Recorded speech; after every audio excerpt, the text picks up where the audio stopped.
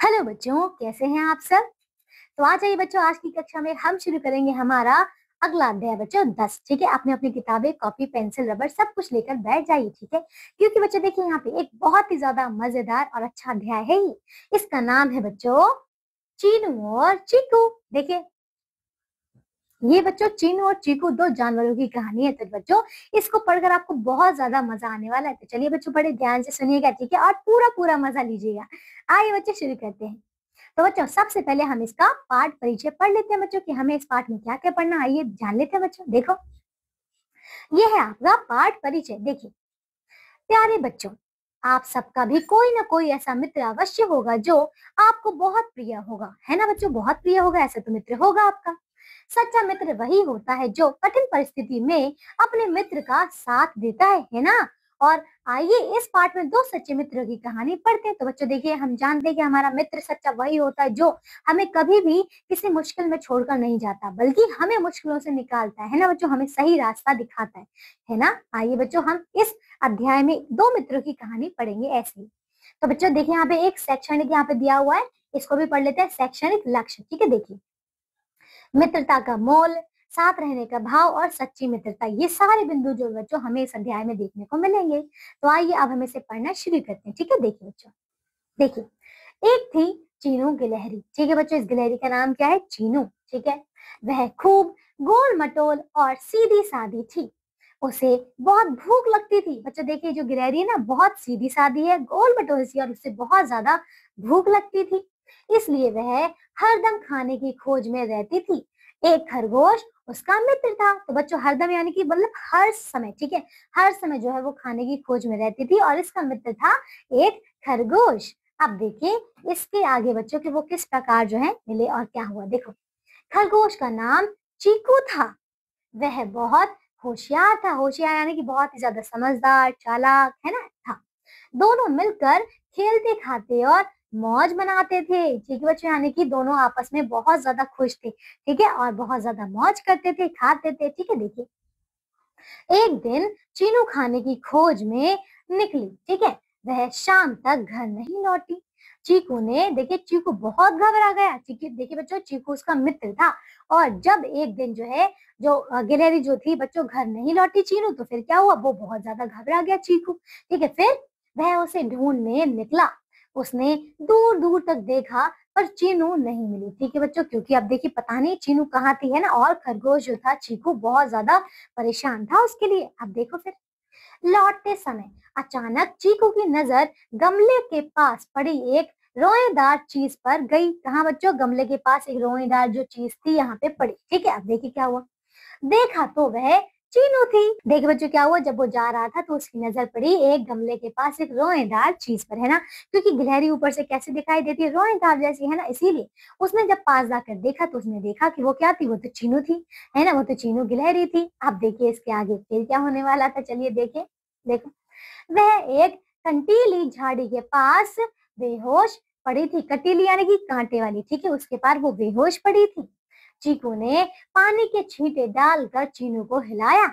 उसने धीरे से आंखें खोली।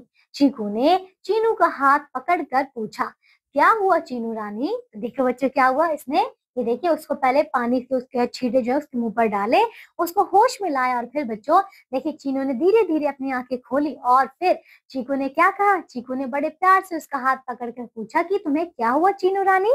ठीक है, अब देखिए इसके आगे बच्चों देखिए क्या हुआ फिर।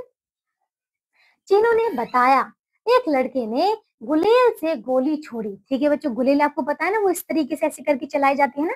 तो बच्चों उसने बताया कि एक लड़के ने उसके ऊपर गुलेल छोड़ी, ठीक है, उससे गोली छोड़ी।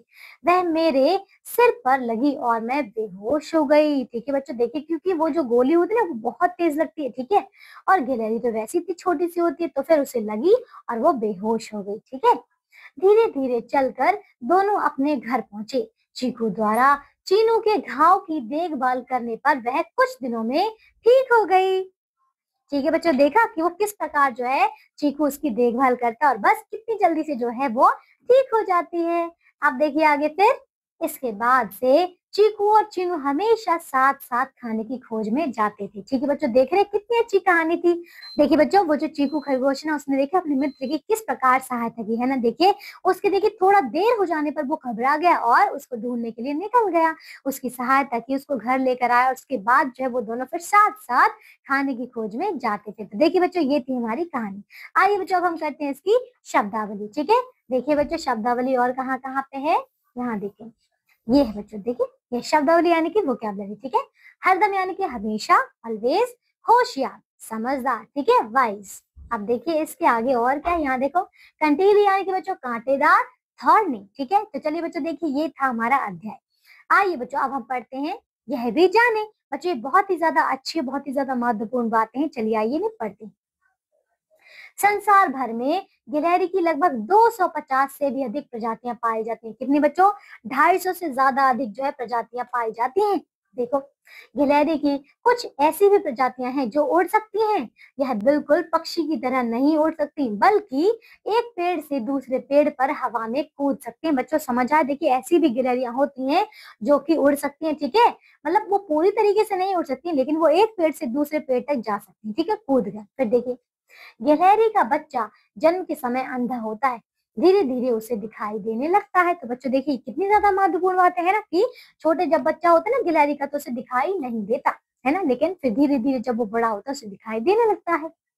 गिलहरी के अगले 4 दांत हमेशा बढ़ते रहते हैं, इसीलिए तो बच्चों वो आपने देखा है ना कि गिलहरी हो या चूहा हो, वो हमेशा कुछ ना कुछ चीजें कुतरता रहता है, क्योंकि अगर वो ऐसा ना करे बच्चों तो फिर क्या होगा, तो फिर उसके दांत इतने बड़े हो जाएंगे कि उसको बहुत परेशानी होगी। इसीलिए उसको हमेशा कुतरते रहना पड़ता है, ताकि बच्चों क्या हो, बच्चों उसका जो दांत है वो छोटे होते रहे। ठीक है, देखिए घिसते रहे।